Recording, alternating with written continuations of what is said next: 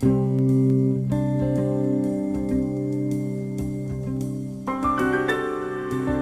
I'm in the forest, I have the impression that I need all my senses. Smelling and hearing and seeing and touching. All of this is important to orient myself. Whereas in the city, I have the impression that it's mostly my eyes that are important, and my ears too. I have the impression I'm in an automatic gear. Whereas in the forest, I need to watch a lot more closely in order to see things, even if I'm not looking for plants, but I just need to look more carefully where I put my feet. And what also strikes me in the city is there's a lot of glass around, a lot of mirrors, and that gives a lot of reflections. We actually don't see the object directly, only we see a reflection on it. And there's like many layers of realities which you can never really touch, they just go.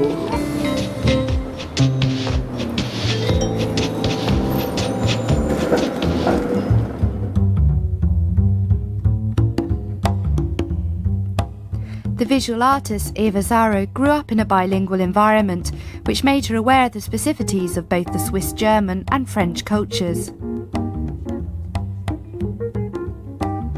While she studied in the United States and practiced printmaking in different countries, her eyes opened further to the issue of multiculturalism because of her contacts with people questioning their own roots.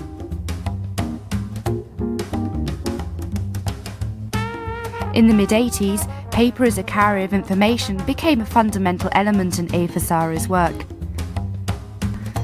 Frustrated with the way most media depict people in the world, using exaggerated caricatures, she started to transform, compress, and repaint newspapers and ads. For her, visual arts are about seeing, questioning, and sharing about what is beyond the visible. She feels that the artist plays a key role when it comes to understanding the flow of images in and around us. For Eva Zaro, images concern us all, because at various degrees we are influenced by the models continuously promoted by our media. I very often wonder what's the influence of all these millions of pictures just coming in like that, and you don't even notice them. They enter you without asking for permission, they influence you, and the images give you information, but at the same time they form you, and maybe I could say they conform you, or you end up conforming to them. Today, models of beauty and attitude submerge us from all sides, on billboards and on screens. More and more gigantic imagery invades us from every corner of the city, and we cannot escape it. Whatever we do from morning till night, we end up exposed to millions of visual messages, leaving very little space for the wide range of human diversity. In this context of commercial imagery everywhere, I started to really wonder, what is the role of the artist today? Is it just to hang a finished picture in a gallery or in a museum? Personally, I felt frustrated with this. I started to imagine other strategies. Since 1994, Eva Zaro has been involved in a community-based creative activism in order to get more people to discuss the contents of images and develop an awareness about these messages, to which we often have become blind because they are our daily environment. In cooperation with museums and schools, she invites people of all ages and backgrounds to image reading workshops. Together they question image contents while entering into the process of creation.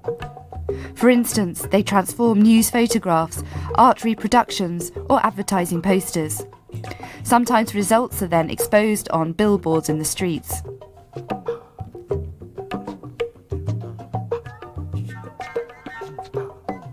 Not every artist engages so directly in community issues, but for Eva Zaro, the mobilising and didactic impact of art matters more than the final product. Through her approach, she questions the usual patterns of creation, exhibition, consumption of an artwork. Image reading is not a goal for me, it's a means. It's a means to understand our society and myself. It's also a way to become more aware of the values which surround me and my own. Active and conscious seeing rather than a passive individual intaking of images is one of Eva's main preoccupations. Once a basic investigative seeing ability has been awoken, approaching media or art becomes easier. Because ads are what trigger most readily reactions from people, she often uses this type of imagery as a starting point. Role-playing with videos and cameras right there helps participants question more acutely what is behind many magazine photographs.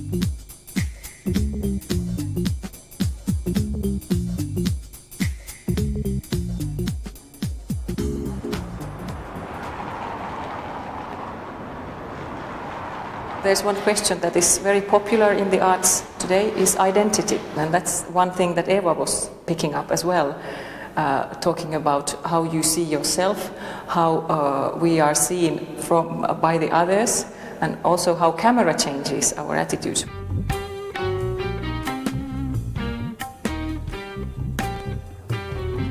The aim of the workshops is to develop a range of tools for more people to enter into a dialogue with images, to foster keener awareness about content and values.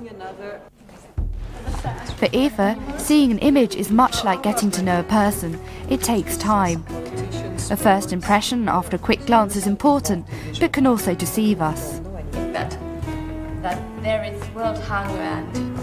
In her workshop, the discussion often starts on the images participants choose and bring. Thanks to the confrontation of our thought associations and descriptions with other people's perceptions and interpretations, we get a chance to understand better where we stand culturally and what kind of subconscious values we hold on to.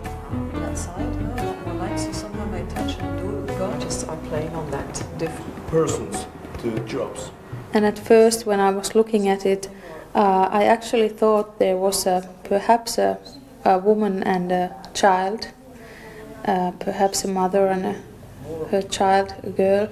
Maybe because the colors were so soft and the girl, her hair was a bit messy and soft looking and bright.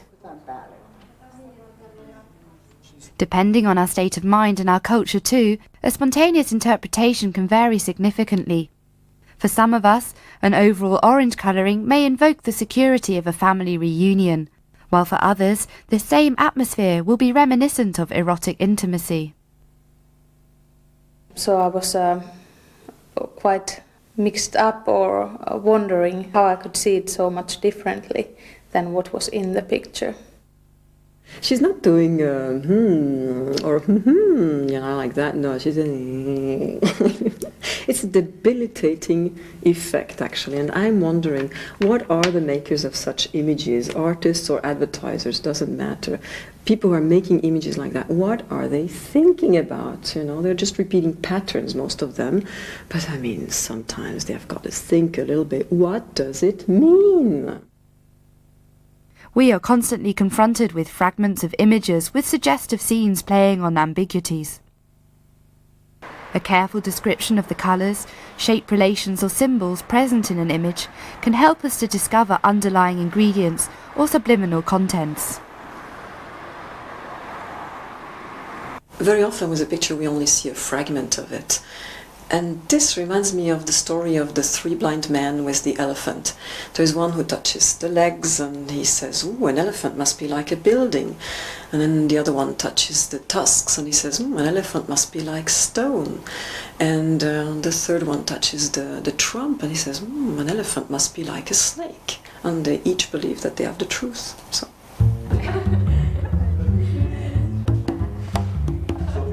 In her workshops, role-playing is very important. It is a way to understand by doing. The words then take on another dimension. They become less abstract because we get closer to the experience the person on the image may have gone through. When we were taking those pictures of us, I was feeling that I was strong, because I was trying to be strong in the picture. But when I saw my picture, I saw that I wasn't strong enough. My body were quite strong, but my face, my gestures were kind of happy and smiling, and it wasn't so strong that I wanted to be. In Kiasma, each participant undertook a personal exploration of a self-portrait, which was first printed before being transformed. First, I was trying to make my expression stronger with my face, so I started to look at magazines and discovering different images, different faces there. And finally I took one pair of eyes and 2 different mouths, and I started to play with those in my picture. And finally the result was that my work changed. I had some quite fine results. I had some different expressions.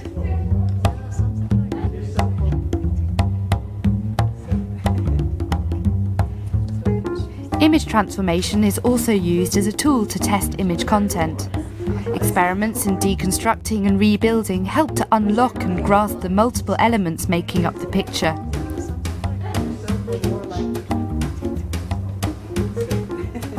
In this workshop, everyone developed his or her own research.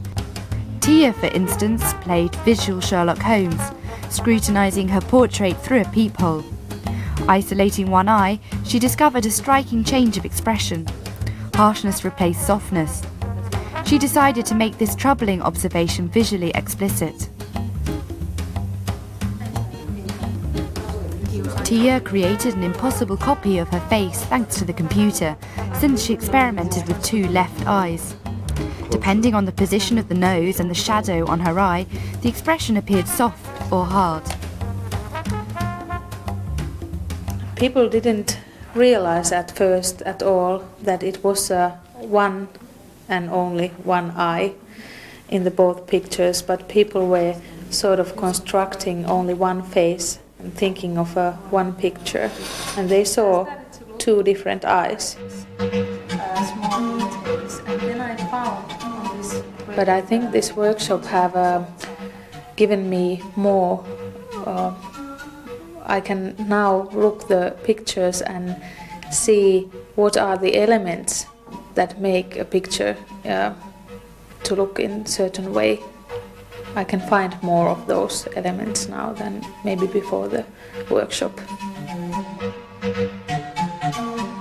Today we are confronted with computer touch-ups and manipulations which are hardly visible. More than ever, you cannot believe what you see, but we have still not adjusted to this fact.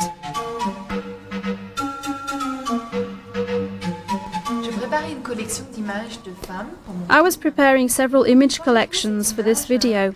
I hadn't noticed anything special in this ad, except that the model's body was extremely thin and naked. The posture was also a little peculiar. It was when I made a close-up that I noticed that her thighs had been retouched very roughly. I then realised that the entire body had been redone to make her look extremely thin.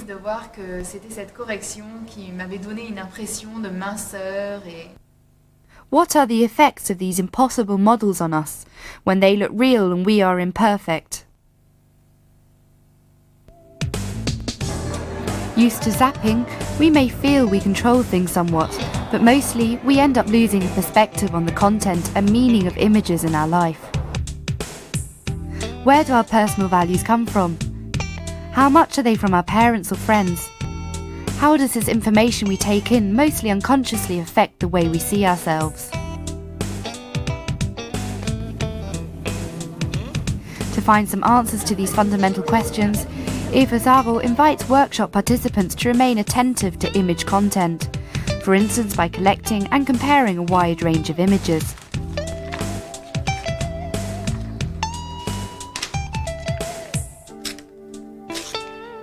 quickly collected examples of the media woman.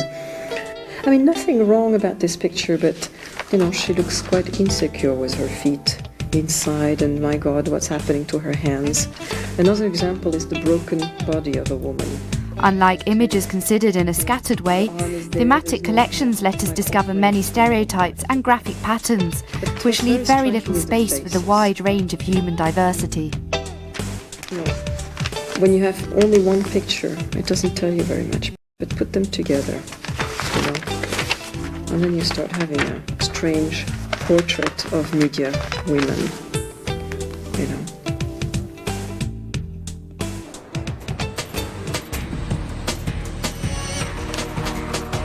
Beyond beauty, pleasant colours and forms and glossy paper, what matters for our personal development is to learn to question images and their implicit values. What beauty, seduction and attitude patterns do the media suggest to us today? Where are the gracious curves which were so glorified yesterday? Now that the Western world eats enough, the ideal has become a skeleton-thin creature.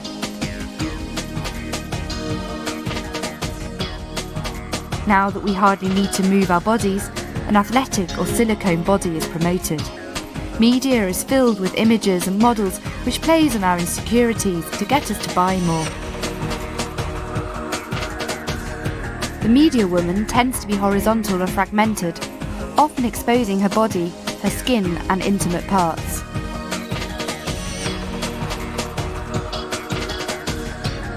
The media woman usually has her mouth open, as if in an everlasting orgasm.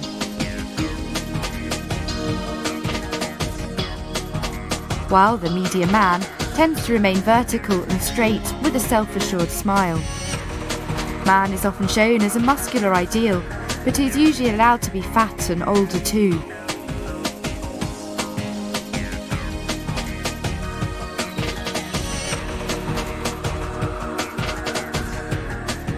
The media man is very much like a glorified everyday man at work, whereas women are confronted with impossible standards of height, thinness and internal youth. Why this artificial difference?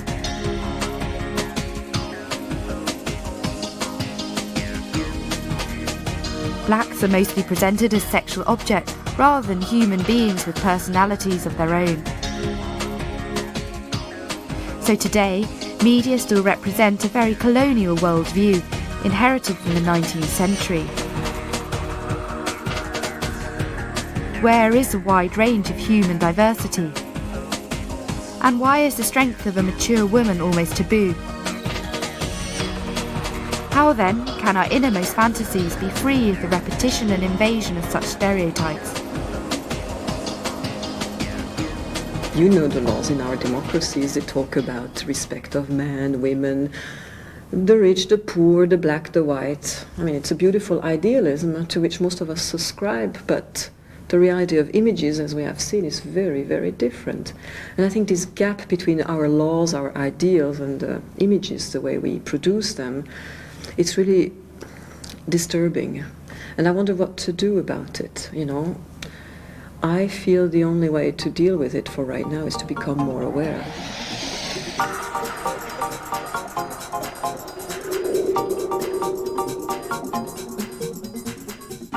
Now, with current technologies, we produce more and more images on paper or on screen. In our society, visual information is fundamental. Whether we want it or not, images concern us all, because images keep entering and influencing our minds in many ways. We learn by seeing what others do, and we orientate ourselves mainly through our eyesight. At the same time, image reading is not a part of the regular school curriculum, as text analysis is, for instance. Most of us are at a loss in front of images and just float in an ocean of colours and shapes, becoming vulnerable and easily manipulated. This is the reason for AFA's workshops. Here, more people of all ages and backgrounds can get a chance to discover their personal anchoring in a world of fluctuating values. At the same time, they rediscover their own creativeness to express their inner worlds.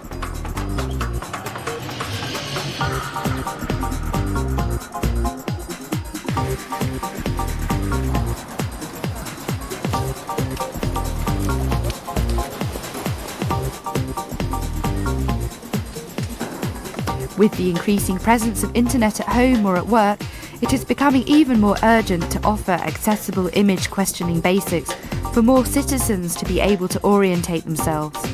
This is why Ifazaro also proposes the website Watch It, offering an online initiation into image reading for people who would not necessarily join a class or a museum workshop.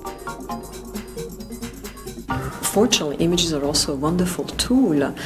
They help us express our diversity, they can help us give body to our dreams, to our inner world, and somehow images also allow us to say a lot more at many different levels than words allow us to say. And somehow also images allow us to really bring out our dream worlds. How could we otherwise communicate about our inner worlds if it weren't for images, you know? And that's probably why I'm so passionate about them.